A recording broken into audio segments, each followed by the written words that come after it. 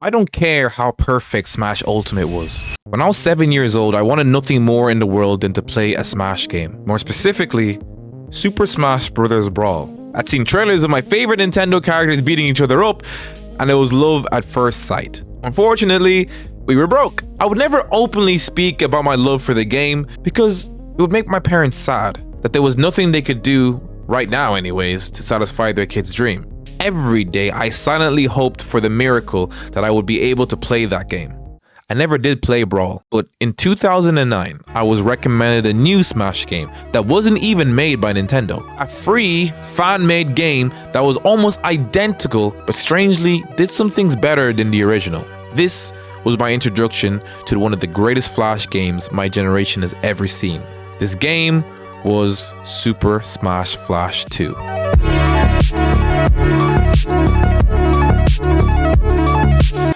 Super Smash Flash 2 was unique, daring, ambitious. For a Flash-made game, it looked fantastic, when most Flash-made games looked scuffed.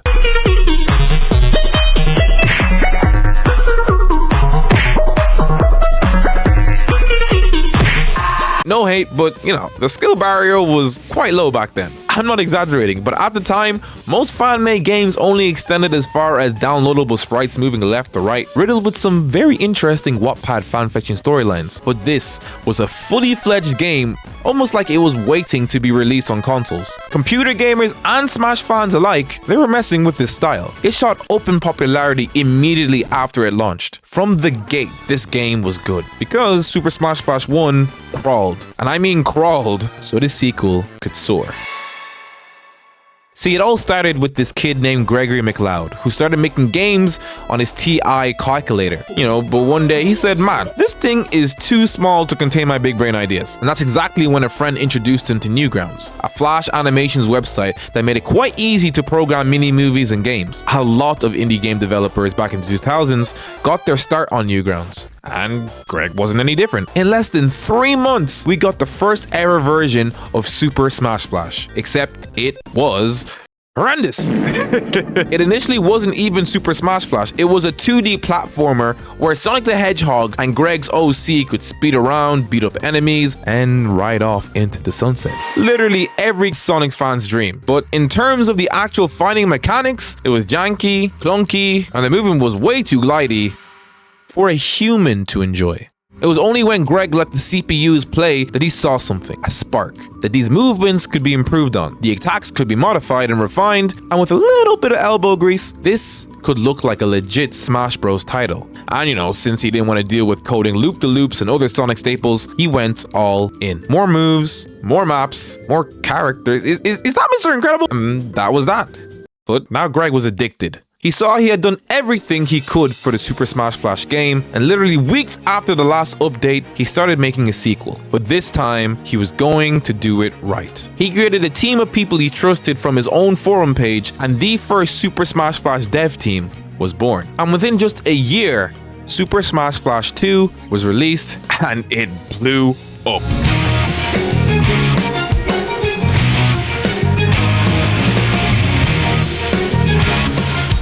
But just because it was released doesn't mean that there weren't any issues along the way. Unfortunately, the methods used to code this game were becoming outdated and burnt out. Flash was on its way of being obsolete in replacement for newer and simpler software. Hundreds of games on Newgrounds got the boot because of this. And it was nobody's fault, but it was just the changing of times. And not to mention news of Nintendo ruining people's lives over the smallest infractions of copyright. It was a very tightrope having a popular Nintendo fan-made game, even if it wasn't monetized. It seemed like Super Smash Flash would be gone to the annals of time, not because of its quality, but because of the inevitable death of no platform being able to play it on. But Greg and his team kept going. Some innate spirit that, despite the obvious signs, pushed them to continue updating and developing this game. They added new game modes, improved frame data and mechanics, and get this, listened to community criticism. How actual dev teams should operate. They even had an official tournament for this game. That's pretty wild because Nintendo's evil fingers never applied pressure during this. And if you know Nintendo, you know they wouldn't co-sign this. So many new characters, Sonic, Sora, and Mega Man were in this game before they were officially added to the real Smash Bros titles. They even added anime characters like Ichigo, Naruto, and Hey, it's me, Goku!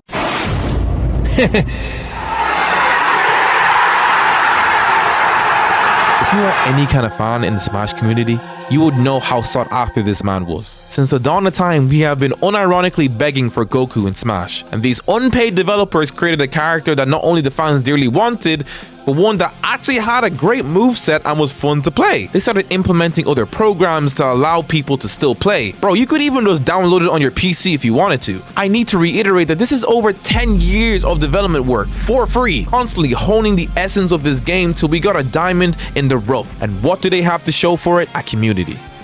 A community that will never forget the unforgettable matches with siblings or close friends. All you needed was a keyboard and an internet connection. Because when I think of the best games I played when I was younger, I think of the games that ooze passion and player connection in its mechanics. I think of Little Big Planet, Minecraft, and Super Smash Flash. A game started by a Sonic fan with some arbitrary dream. A dream that allowed so many kids to enjoy an amazing indie game without spending a dime. And even if this game were to crumble to dust and blow away, it would be up to us who played it to sing the praises of one of the greatest, most influential Flash games ever made. Because despite whatever Nintendo says, the spirit of Super Smash Flash and the memories it made is what matters.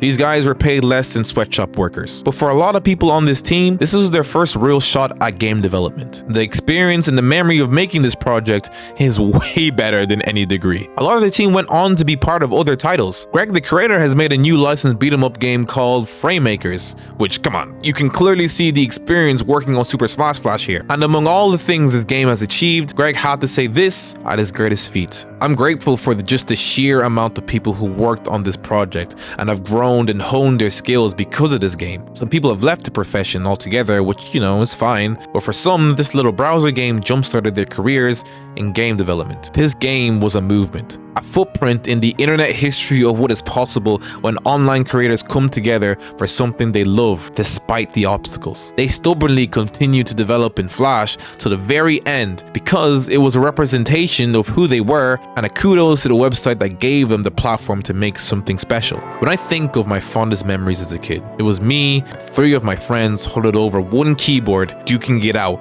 on this beautiful game. In a world where gaming companies keep getting greedier with your money and you're paying more for less content, I'm glad that this piece of art still exists. And I'm glad this channel exists to let people know what this game meant to me and millions of other players across the world. So even though I have a Switch and I've been playing Smash Ultimate for years now, if I want to see how a fight between Princess Peach and Ichigo would go, I turn off my Switch, boot up my PC, and play some Super Smash Flash.